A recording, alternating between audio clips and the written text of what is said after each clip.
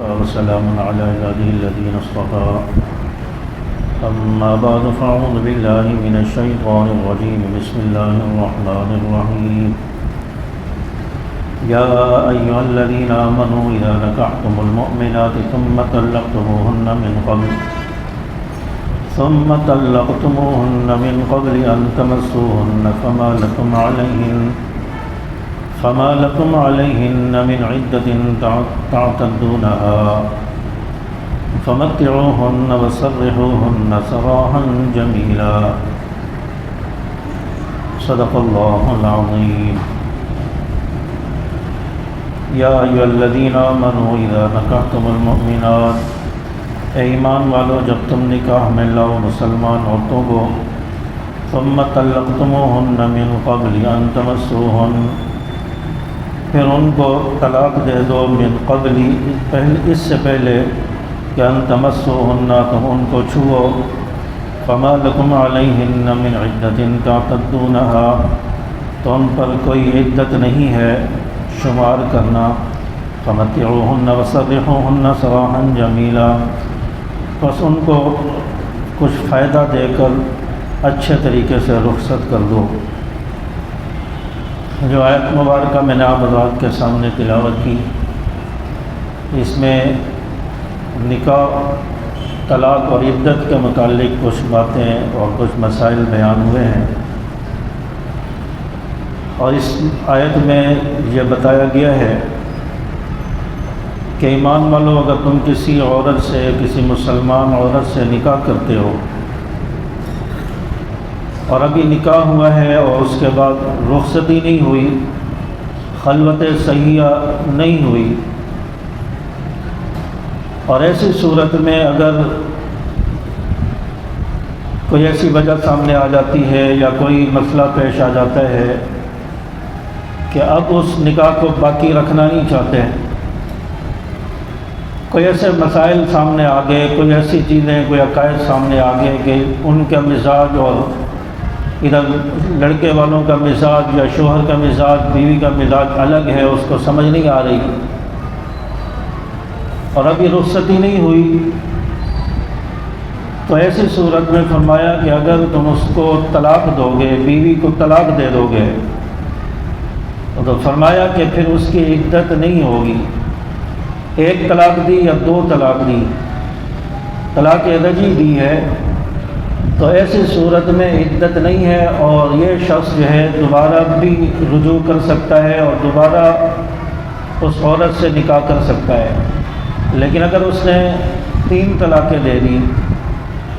3 طلاقیں دینے کے بعد اب یہ شخص دوبارہ اپنی بیوی سے رجوع نہیں کر سکتا، اور اس کے لیے پھر وہ حلالے کا مسئلہ ہے کہ وہ پھر کسی اور کے ساتھ نکاح کرے، اور وہ شوہر یا مر جائے یا کسی وجہ سے وہ طلاق دے دے اپنی مرضی سے، پھر یہ پہلے والے شوہر کے پاس آ سکتی ہے، اس سے نکاح کر سکتی ہے۔ لیکن آج کل مصیبت یہ ہے کہ ہمارے معاشرے کے اندر ایسے وہ حلالہ سینٹر کھلے ہوئے ہیں کہ بھئی وہاں پر کچھ ٹائم کے لیے نکاح کر لیا جاتا ہے اور وہاں سے پھر وہ طلاق دے دیتے ہیں، پھر وہ عدت پوری کرے گی، پھر جا پہلے والے شوہر کے پاس آ جائے گی۔ تو ایسے لوگوں پر لعنت فرمائی گئی ہے۔ آپ صلی اللہ علیہ وسلم نے حدیث میں لعنت فرمائی ہے جو اس طرح کا طریقہ اختیار کرتے ہیں، اور اس طرح انہوں نے وہ حلالہ اختیار کرتے ہیں، اور یہ جو اپنی طرف سے بنایا ہوا طریقہ ہے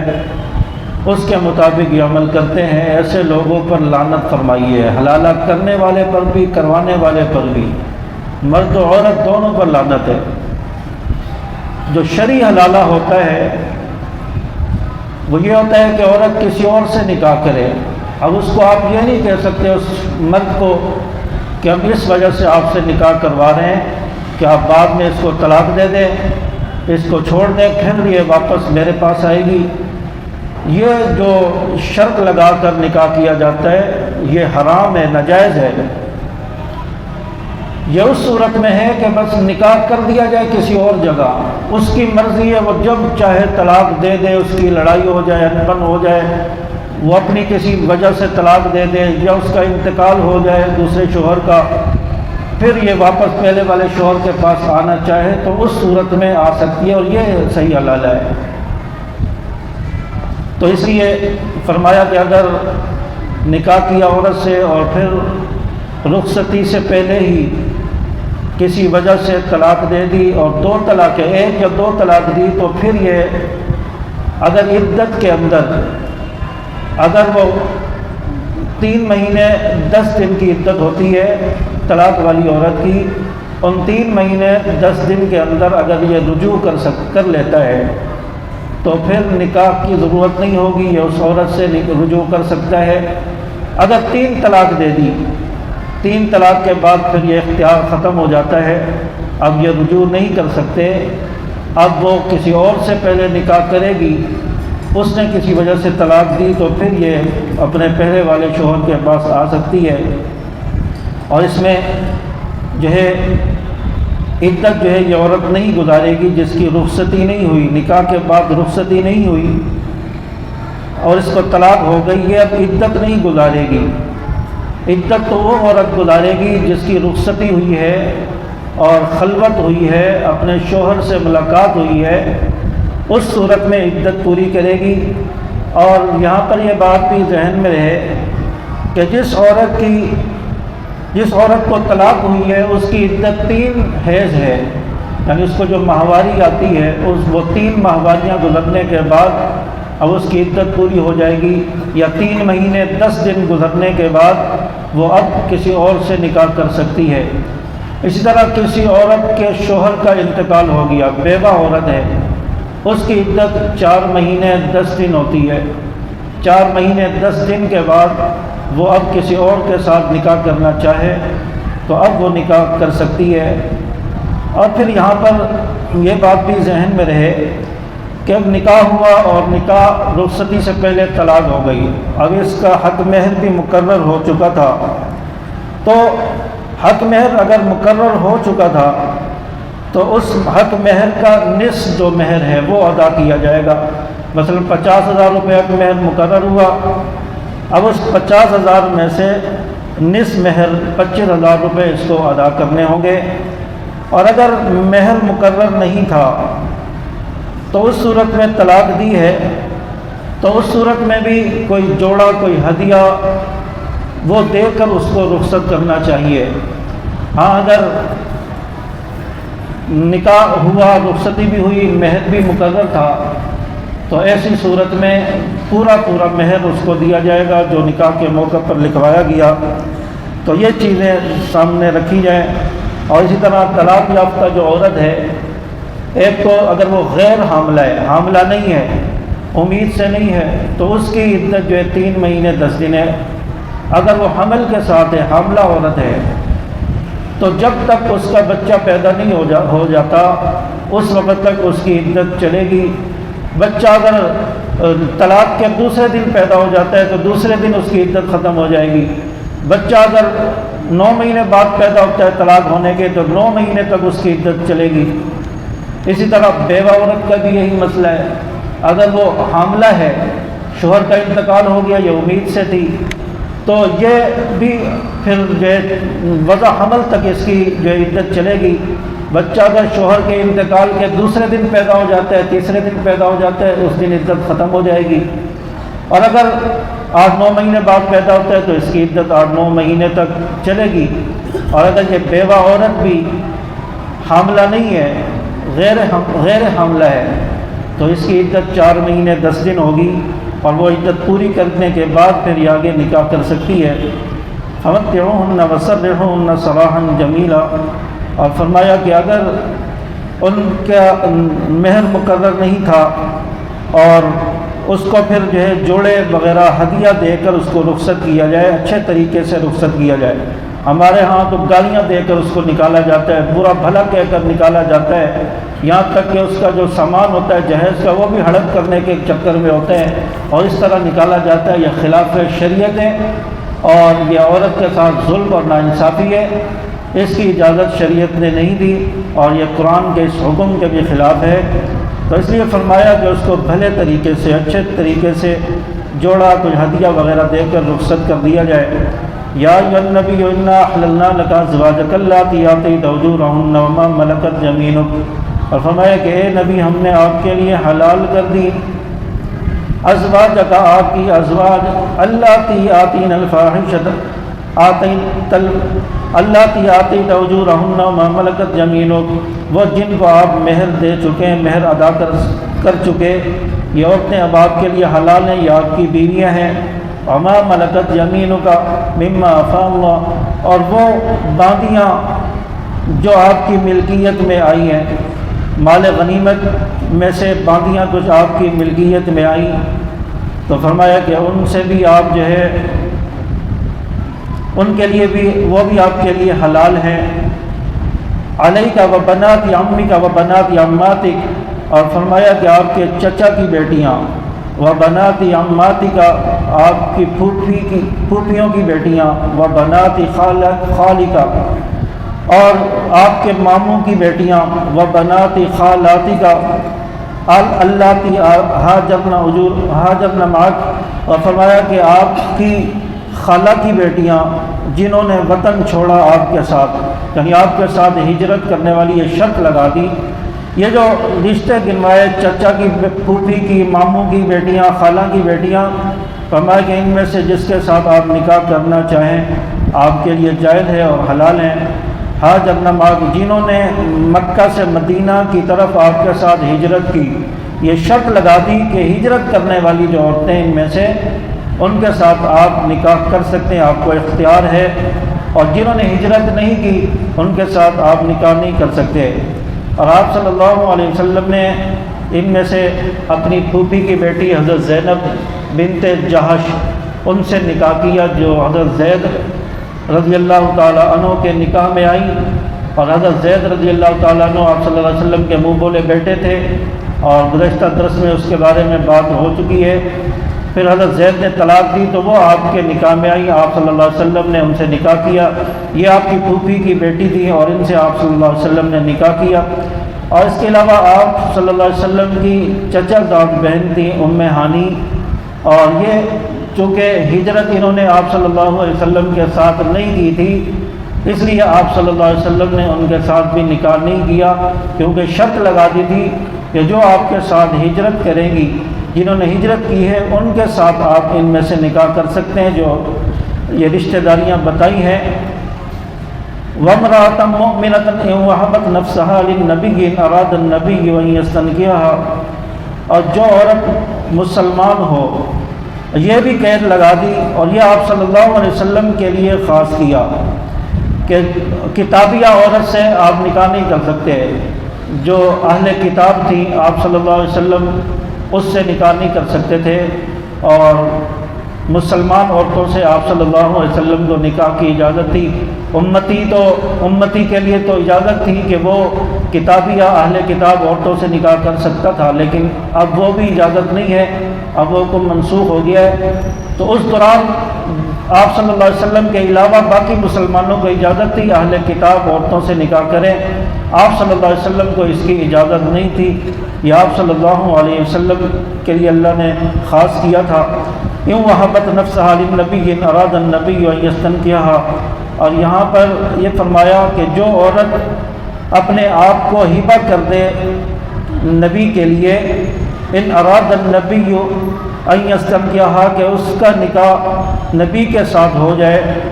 اس ارادے سے اپنے آپ کو ہبہ کر دے اور کہے کہ میں نے حق مہر نہیں لینا، مجھے حق مہر نہیں چاہیے، بس نبی کی رفاقت مل جائے اور مجھے یہ خوش قسمتی میرے لیے بن جائے کہ میں نبی کی بیوی بنی ہوں، نبی کی زوجہ محترمہ بنی ہوں۔ تو یہ آپ صلی اللہ علیہ وسلم کو اگر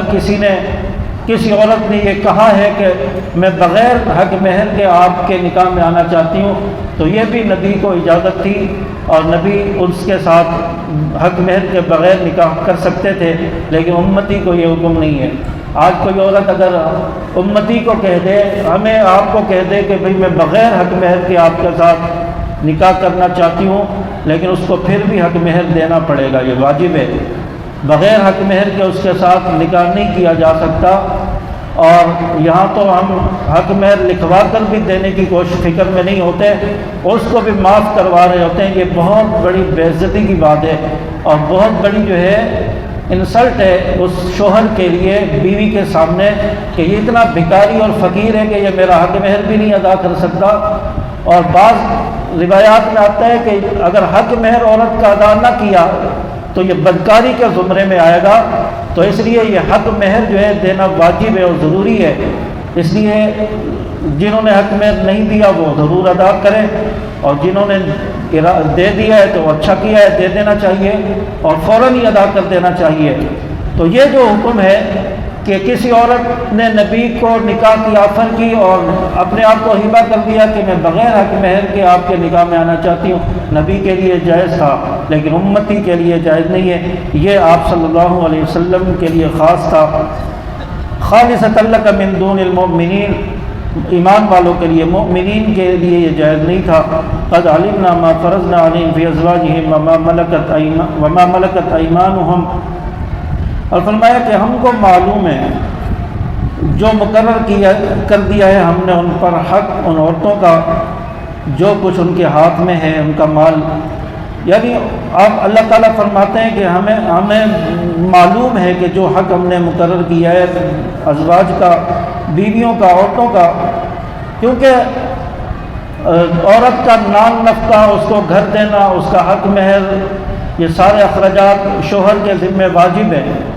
اور آپ صلی اللہ علیہ وسلم پر واجب نہیں تھے۔ آپ صلی اللہ علیہ وسلم کے لیے ضروری نہیں تھا، لیکن آپ صلی اللہ علیہ وسلم اس کے باوجود بھی بیویوں کے حقوق ادا کرتے تھے، ان کا خیال رکھتے تھے، لیکن آپ صلی اللہ علیہ وسلم کو اختیار تھا تو واجب نہیں تھا۔ لیکن امتی کے لیے یہ واجب ہے کہ عورت کے نان نفقے کا خیال رکھا جائے، اس کی رہائش، اس کا کھانا پینا، اس کا حق مہر، اس کو ادا کیا جائے۔ لِكَيْ لَا يَكُونَ عَلَيْكَ حَرَجٌ، تاکہ آپ صلی اللہ علیہ وسلم پر اس کی تنگی نہ ہو، کیونکہ یہ جو سارے نام نفقہ اور یہ معاملات، یہ رہائش اور یہ چیزیں، اس سے انسان کا ذہن ہر وقت الجھا رہتا ہے۔ اور آپ صلی اللہ علیہ وسلم تو نبی تھے، دین کو پھیلانا تھا، تبلیغ کرنی تھی، اور دین کے بہت سارے کام تھے، ان سارے کاموں کو کرنا تھا۔ تو اگر ان کاموں میں آپ صلی اللہ علیہ وسلم الجھ جاتے تو آپ صلی اللہ علیہ وسلم کو پریشانی لاحق ہو جاتی۔ تو اس لیے آپ صلی اللہ علیہ وسلم کے لیے یہ واجب نہیں کیا، امتی کے لیے واجب ہے۔ اس کو عورت کا نان نفقہ، اس کے حق مہر، اس کے سارے جو دیگر اخراجات ہیں، اس کا خیال رکھنا یہ عام لوگوں کے لیے، امتیوں کے لیے واجب ہے۔ وَكَانَ اللَّهُ غَفُورًا رَحِيمًا، اور ہے اللہ تعالیٰ بخشنے والا، مہربان۔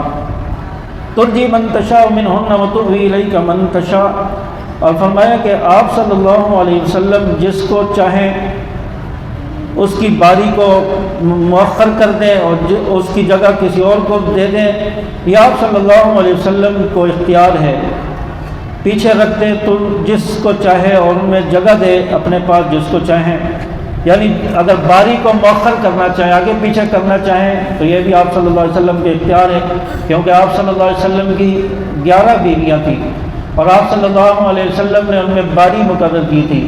ہر روز اپنی ہر زوجہ کے پاس جاتے تھے، باری مقرر تھی، اور فرمایا کہ آپ صلی اللہ علیہ وسلم کو یہ اختیار تھا کہ آپ کسی اور کی باری میں دوسری بیوی کے پاس چلے جائیں، یہ آپ کو اجازت تھی۔ باری کسی اور بیوی کی ہے لیکن چلے کسی اور بیوی کے پاس جائے، کسی اور بیوی کے گھر چلے جائیں، آپ کو اجازت تھی۔ تو لیکن اس اختیار کے بعد، اس اجازت کے بعد بھی آپ صلی اللہ علیہ وسلم انصاف کرتے تھے، عدل کرتے تھے، اور تمام بیویوں کے پاس ہر روز ہر بیوی کے پاس، الگ الگ بیوی کے پاس جاتے تھے اور ان کے گھر قیام کرتے تھے۔ اختیار کے باوجود بھی آپ صلی اللہ علیہ وسلم نے اس اختیار کو استعمال نہیں کیا، اور فرمایا کہ جس کو چاہیں آپ باری دے دیں، باری کو آگے پیچھے کر دیں، مؤخر کر دیں، آپ کو اجازت ہے۔ اور یہاں پر یہ بھی فرمایا کہ حضرت سودا رضی اللہ تعالیٰ عنہ، یہ آپ صلی اللہ علیہ وسلم کی زوجہ محترمہ ام المؤمنین، یہ جب زیادہ عمر کو پہنچ گئی، عمر زیادہ ہو گئی، تو ان کے بارے میں آتا ہے انہوں نے اپنی باری حضرت عائشہ رضی اللہ تعالیٰ عنہ کو دینے کے لیے آپ صلی اللہ علیہ وسلم کو اجازت دے دی کہ میری باری میں آپ حضرت عائشہ رضی اللہ تعالیٰ عنہ کے پاس چلے جایا کریں۔ تو ان کی باری میں آپ صلی اللہ علیہ وسلم کبھی کبھار چلے جاتے، لیکن ان کو بھی وقت دیتے تھے۔ تو یہ بھی آپ صلی اللہ علیہ وسلم کو اجازت دی انہوں نے، وَمَنِ ابْتَغَيْتَ مِمَّنْ عَزَلْتَ فَلَا جُنَاحَ عَلَيْكَ، اور جس کو جی چاہے آپ کا جس عورت سے آپ کنارہ کر لیں تو اس سے اگر آپ دوبارہ ملاقات کرنا چاہیں یا آپ دوبارہ اس کو اپنے قریب لانا چاہیں تو اس میں بھی آپ کو کوئی حرج نہیں ہے۔ لیکن آپ صلی اللہ علیہ وسلم نے اپنی 11 ازواج مطہرات میں سے کسی سے بھی کنارہ نہیں کیا، اس اختیار کو بھی آپ صلی اللہ علیہ وسلم نے اختیار نہیں کیا۔ ذَلِكَ أَدْنَىٰ أَن تَقَرَّ أَعْيُنُهُنَّ وَلَا يَحْزَنَّ وَيَرْضَيْنَ بِمَا آتَيْتُهُنَّ كُلُّهُنَّ، اور فرمایا کہ اس میں قریب ہے کہ ٹھنڈی رہیں آنکھیں ان کی اور غم نہ کھائیں اور راضی رہیں اس پر جو آپ نے دیا ان سب کو، وہ سب اس پر راضی رہیں۔ آپ صلی اللہ علیہ وسلم جس کے پاس چلے جائیں اس عورت کو چاہیے کہ اس سے وہ آپ صلی اللہ علیہ وسلم کو دیکھ کر خوشی کا اظہار کریں، اپنی آنکھیں ٹھنڈی کریں۔ لیکن عورتوں کو یہ نہیں کہا کہ آپ کو اختیار ہے کہ آپ اپنے پاس بلائیں، یا آپ عورت کو اختیار نہیں دیا۔ آپ صلی اللہ علیہ وسلم کی مرضی تھی جس عورت کے پاس، جس بیوی کے پاس چلے جائیں اور وہ آپ کو دیکھ کر خوشی کا اظہار کرے، اور پھر آپ صلی اللہ علیہ وسلم جس کے پاس نہیں جائیں وہ پھر غم نہ کرے، وہ پھر آپ صلی اللہ علیہ وسلم سے راضی رہے جس حال میں بھی ہو۔ واللہ یعلم ما فی قلوبکم، اللہ جانتا ہے جو کچھ آپ کے دلوں میں، ازواج مطہرات کے دلوں میں جو کچھ ہے وہ بھی اللہ جانتا ہے، آپ صلی اللہ علیہ وسلم کے دل میں جو کچھ ہے وہ بھی اللہ جانتا ہے۔ آپ صلی اللہ علیہ وسلم سے یہ بھی فرمایا کہ آپ صلی اللہ علیہ وسلم کو جو محبوب بیوی تھی وہ حضرت عائشہ صدیقہ رضی اللہ تعالیٰ عنہ تھی۔ تو غیر اختیاری طور پر انسان کی طبیعت جو ہے اس کی طرف مائل ہو جاتی ہے، جس کے ساتھ محبت زیادہ ہو، جس کے ساتھ پیار زیادہ ہو۔ تو اس لیے فرمایا کہ یہ جو عمل ہے یہ آپ صلی اللہ علیہ وسلم کے اختیار میں نہیں ہے کہ دل کے اندر کسی کی محبت اور چاہت زیادہ ہو کسی بیوی کی طرف، تو یہ ایک فطری عمل ہے، اس میں آپ پر کوئی جو ہے پکڑ نہیں ہوگی، یا آپ کے لیے یہ اس میں کوئی جو ہے اختیار آپ کے لیے نہیں ہے، یہ بے اختیار عمل ہے۔ وَكَانَ اللَّهُ عَلِيمًا حَكِيمًا، اللہ تعالیٰ سب جانتا ہے، جاننے والا، حلم والا ہے۔ لا يحل لك النساء بعد ولا تبدل بهن من ازواج ولو اعجبك حسنهن، اور فرمایا کہ حلال نہیں ہے آپ کے لیے، حلال نہیں آپ کے لیے عورتیں من بعد ولا ان تبدل بهن، اس کے بعد، اور نہ یہ کہ ان کو بدلیں، من ازواج، اور عورتیں، ولو اعجبك حسنهن، اگر خوش لگے تجھ کو ان کی صورت۔ یعنی آپ صلی اللہ علیہ وسلم کی 9 بیویاں تھیں، اور آپ صلی اللہ علیہ وسلم کے لیے یہ 9 بیویاں ان کو زوجہ بنا دیا اور ان کو آپ کے لیے حلال کر دیا، اور فرمایا کہ اب ان 9 بیویوں کے بعد آپ صلی اللہ علیہ وسلم کو اور اختیار نہیں ہے کہ آپ اس کے علاوہ مزید نکاح کریں، اور پھر ان 9 بیویوں میں سے کسی کو طلاق دے کے اس کی جگہ کسی اور عورت سے نکاح کریں، یہ بھی آپ کو اختیار نہیں تھا، آپ کے لیے حلال نہیں تھا۔ فرمایا کہ یہ 11 بیویاں آپ صلی اللہ علیہ وسلم کی تھی، اب یہی آپ کی زندگی میں ہمیشہ کے لیے آپ کی ازواج مطہرات بن چکی ہیں، آپ ان میں سے کسی کو طلاق بھی نہیں دے سکتے اور مزید بھی کسی سے نکاح نہیں کر سکتے۔ یہاں پر آپ صلی اللہ علیہ وسلم کے لیے قید لگا دی، جیسے امتی کے لیے یہ اجازت ہے کہ 4 عورتوں سے نکاح کر سکتا ہے، بیک وقت 4 سے زیادہ سے نکاح نہیں کر سکتا۔ اسی طرح آپ صلی اللہ علیہ وسلم کی 11 بیویاں تھیں، 11 سے زیادہ آپ صلی اللہ علیہ وسلم نکاح نہیں کر سکتے تھے۔ وَلَوْ أَعْجَبَكَ حُسْنُهُنَّ إِلَّا مَا مَلَكَتْ يَمِينُكَ، اور آپ کو اگر کسی عورت کا حسن و جمال، اس کی شکل و صورت اچھی لگے پھر بھی آپ اس سے نکاح نہیں کر سکتے۔